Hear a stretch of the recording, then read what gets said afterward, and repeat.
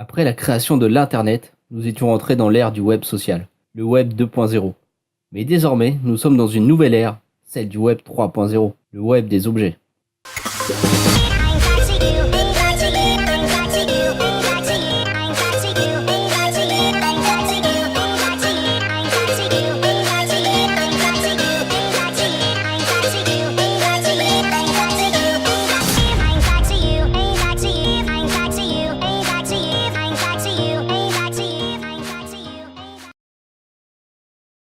Aussi vu comme la première révolution du XXIe siècle, l'Internet des objets est aussi connu sous les noms de IoT, Internet of Things, ou plus communément d'objets connectés.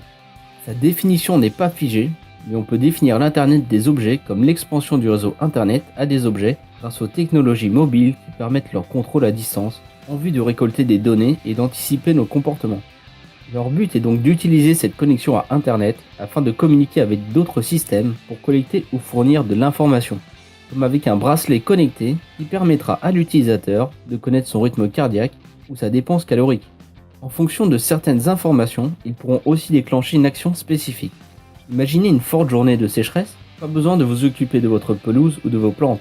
L'arrosage se déclenchera la veille grâce aux prévisions météorologiques. Prenons un autre exemple très simple. Chaque jour, vous réglez votre thermostat intelligent. Au bout de quelques jours, il anticipera cette action et le fera tout seul, sans même que vous y touchiez.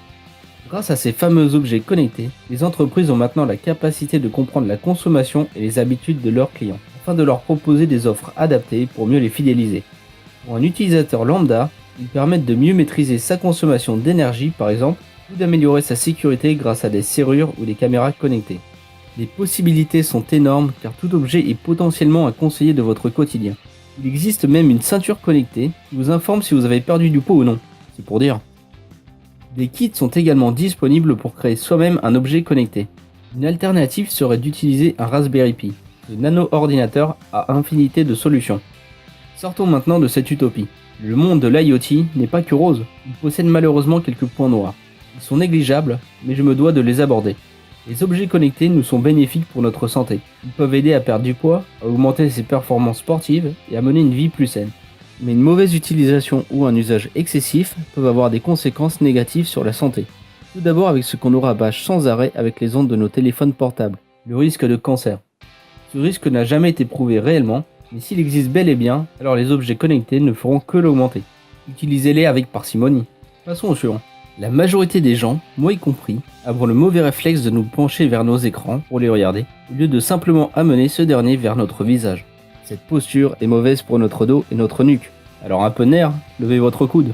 Et à force de sans cesse analyser son corps sur un écran et de comparer ses données avec d'autres utilisateurs, de nombreuses personnes finissent par penser que leur corps n'est pas aussi bien qu'il devrait l'être. Mesdames, vous êtes belles. Et oui, messieurs aussi. Ne vous fiez qu'à votre regard et à celui de votre entourage et non d'un objet. J'ai bien évidemment gardé le pire défaut pour la fin. Qui dit collecte de données dit aussi espionnage. En effet, l'ensemble des données qu'ils contiennent permettent de connaître à peu près tout de notre vie. Un hacker pourrait facilement ouvrir les portes de votre maison ou même vous surveiller.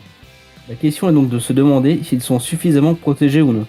Pour cela, une protection quantique pourrait être envisageable, car pour moi, tout bon hacker pourra un jour casser la sécurité de tout objet connecté. Si vous ne savez pas ce qu'est une protection quantique, je vous invite à regarder ma vidéo sur l'ordinateur quantique.